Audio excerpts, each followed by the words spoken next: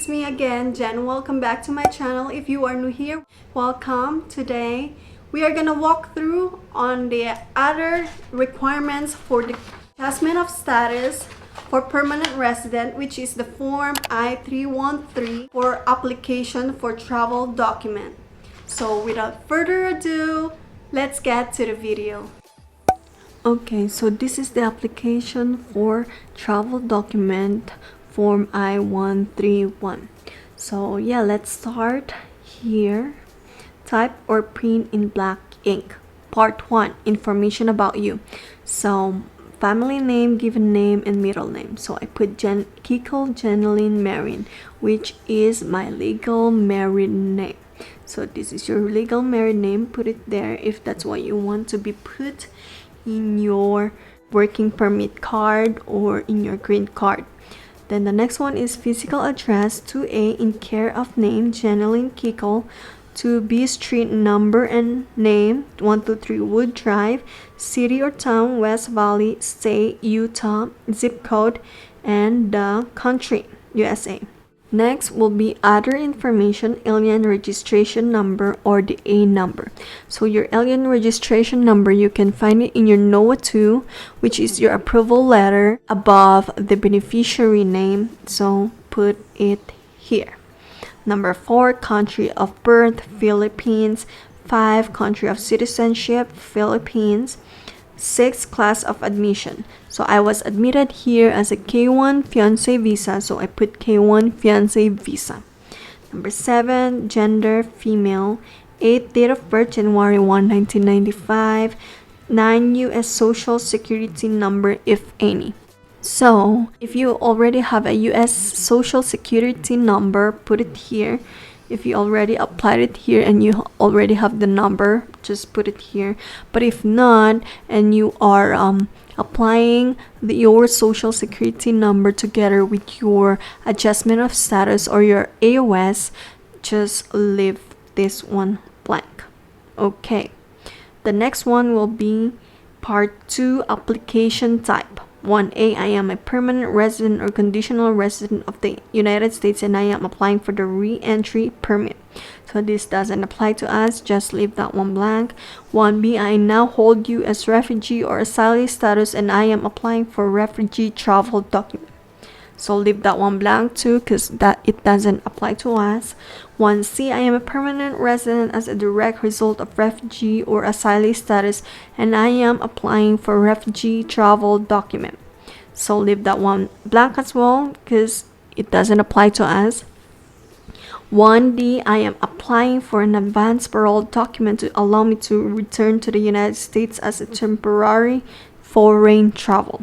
So this is the one that you need to select because we are applying for advance parole document. 1E and 1F, leave it blank. The next one will be if you check box 1F, provide the following information about the person in 2A through 2P. So we didn't fill the 1E at the box F, so leave this one blank or put an A. Okay, this one too, because it's for 1F, box 1F. The next one will be part 3, processing information. Number 1, date of intended departure. So put your date of intended departure here. When are you planning to go to other country? So I put mine in December 12, 2020. Number 2, expected length of trip in days. So I put 14 days or 2 weeks, 14 days. Number 3A, are you or any person included in this application now in exclusion, deportation, removal, or rescission proceedings? I put no because I'm not. 3B, if yes, name of the DHS office. So I put no, so I will leave this one blank or put an A.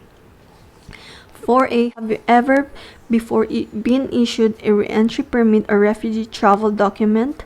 If yes, give the following information for the last document issued to you, because I put no, so I'll leave 4B and 4C blank.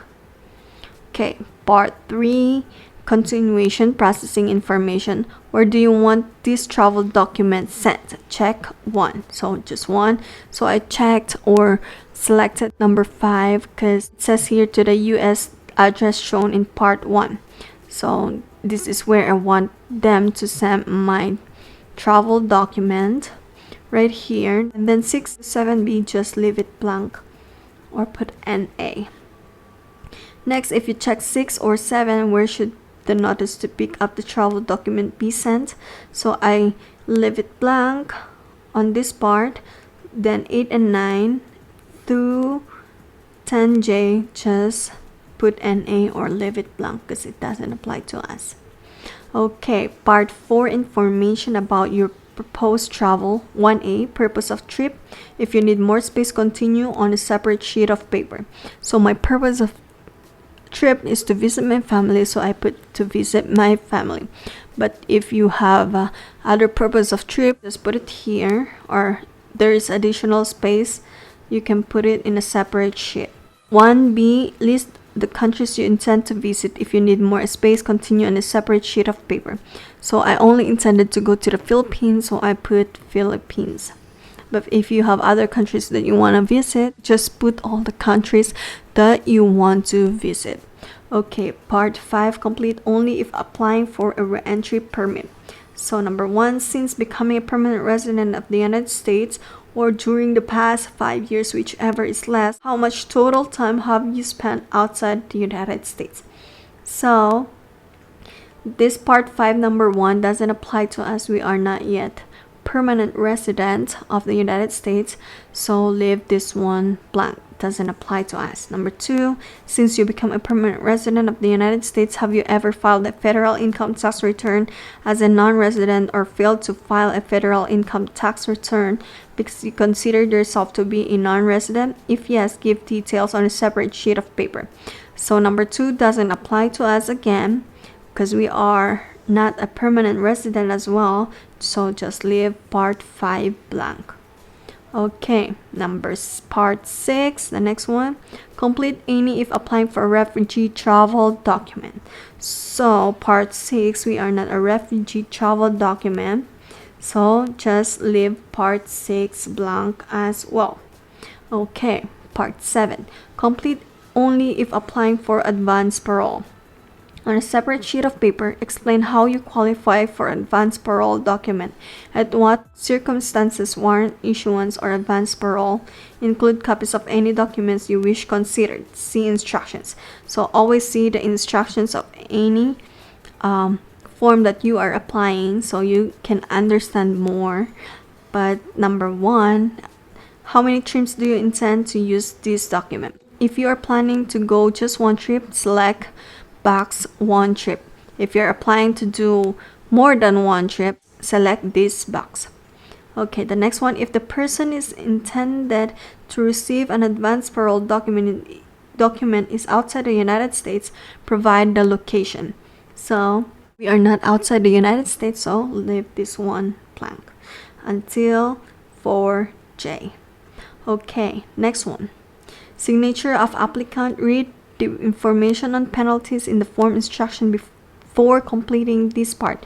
If you are filing for a re-entry permit or refugee travel document, you must be in the United States to file this application.